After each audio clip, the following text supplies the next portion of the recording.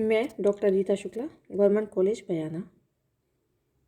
बच्चों, हम पढ़ रहे थे बीए पार्ट फर्स्ट का काव्य किरण, आदिकालीन एवं मध्यकालीन काव्य, कवि परिचय। आगे हम देखते हैं जायसी। महाकवि जायसी भक्तिकालीन प्रेम मार्ग की धारा के सर्वप्रमुख कवि हैं। इनका नाम मलिक मोहम्मद जायसी है। जायस नगर में जन्म होने के कारण इन्हें जायसी कहा जाता है। इनका जन्मकाल आचार्य शुक्ल ने 1492 ईस्वी संवत 1549 माना है, लेकिन अब यह मान्य नहीं है। नवीनतम खोज रिपोर्टों के आधार पर डॉक्टर वासुदेव शरण ने इनका जन्मकाल सन 1475 ईस्वी सिद्ध किया है। ऐसी जनश्रुति है कि जन्म से ही ये कुरूप एवं काने थे। एक बार वे शहंशाह सूरी के दरबार में गए। शहंशाह उनके रूप को देखकर हंस पड़ा। इस पर जायसी ने पूछा, मोई का हंसाई की कोह रही, अर्थात आप मुझ पर हंस रहे हो या मेरे निर्माता ईश्वर पर। इस पर शहंशाह को लज्जित होकर क्षमा मांगनी पड़ी।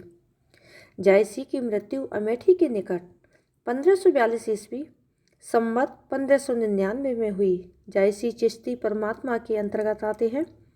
आचार्य रामचंद्र शुक्ल ने लिखा कि ये अपने समय के सिद्ध फकीरों में गिने जाते हैं। इसी तरह इतिहासकार बाबू गुलाब राय जायसी की प्रशंसा करते हुए लिखते हैं कि जायसी महान कवि हैं। उनमें कवि के समस्त सहज गुण विद्यमान हैं। उन्होंने सामयिक समस्या के लिए प्रेम की पीर की देन दी। उस पीर को अपने शक्तिशाली महाकाव्य के द्वारा उपस्थित किया। वे अमर कवि हैं। जायसी की रचनाओं के बारे में उल्लेख मिलता है कि उन्होंने 12 ग्रंथों की रचना की, लेकिन प्रामाणिक तौर पर अब तक हमें इनकी 4 रचनाएं पद्मावत, अखरावत, आखिरी कलाम एवं चित्रलेखा उपलब्ध मिलती हैं। इनकी प्रसिद्धि का आधार पद्मावत ग्रंथ ही है। पद्मावत 1947 हिजरी में रचा गया। यह हिंदी साहित्य का अवधी भाषा में लिखित प्रसिद्ध का महाकाव्य है।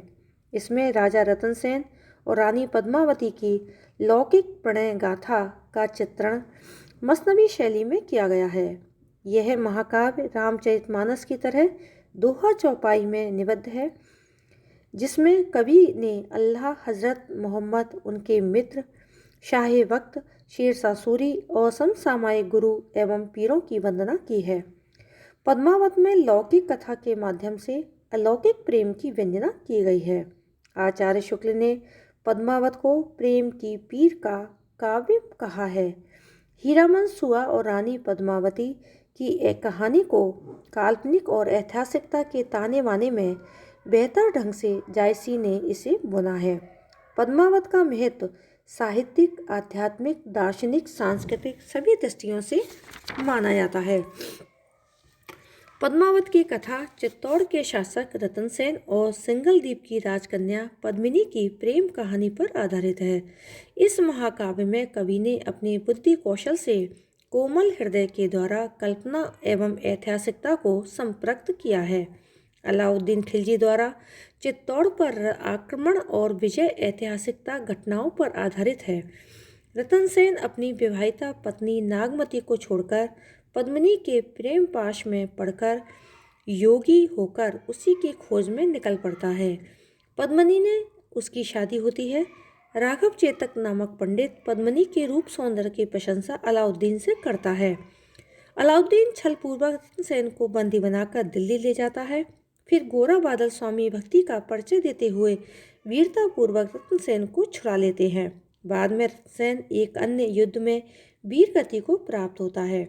पद्मिनी और नागमती दोनों रानियां राजा के मृतदेह को लेकर सती हो जाती हैं। अलाउद्दीन जब चित्तौड़ पहुंचता है तो उसे पद्मिनी की राख ही प्राप्त होती है। झार उठाई लीनी एक मुठी, दीनी उड़ाए परी थमी झूठी। कवि की कुशलतापूर्वक यह मार्मिक उद्घाटन किया है कि जो पद्मावती रत्नसेन और राजा के परम पारस रूप है, वही पद्मिनी अलाउद्दीन के लिए मुट्ठी भर धूल है। पद्मावत में नगर वर्णन, षट ऋतु वर्णन, नक्षिक वर्णन, 12 मासा आदि का वर्णन मात्र रूढ़ी पालन न होकर कवि की कोमल कल्पना सहृदय मार्मिक व्यंजना एवं कारुणिक दृश्य खड़ा कर देने वाला है। कुछ विद्वान पद्मावत को समासोक्ति मानते हैं तो कुछ अन्य उक्ति। जायसी के विरह वर्णन में बिहारी की तरह उहा ममता मिलती है, जैसे हाड़ भये सब किंकरी नसे भई सब दांत रोवे रोवे ते धुनि उठे कहो बिथा के भांत। पद्मावत में प्रतीकात्मकता भी दिखाई पड़ती है। पद्मिनी जहाँ परम सत्ता की प्रतीक है तो राजा रत्नसेन साधक का, राघव चेतन शैतान का। शैल्पिक दृष्टि से भी पद्मावत का महत्व कम नहीं है। अवधी भाषा में रचित यह पद्म महाकाव्य भी रामचरितमानस की तरह है। अवधी का बोलचाल वाला रूप ही पद्मावत में दिखाई देता है, जो कि सहज बन पड़ा है।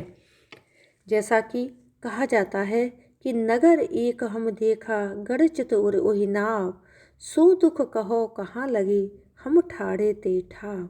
जोगी हुए निसरा जो राजा सून नगर जानो धुंध बाजा, नागमती है ताकर रानी जरी बिरह भई कोयलवानी। अबिलग जार भई हुए छारा कहीं न जाए बिरह के झारा, हिया फाट वह जबहु कूकी परे आंसू सब होई हुई लूकी।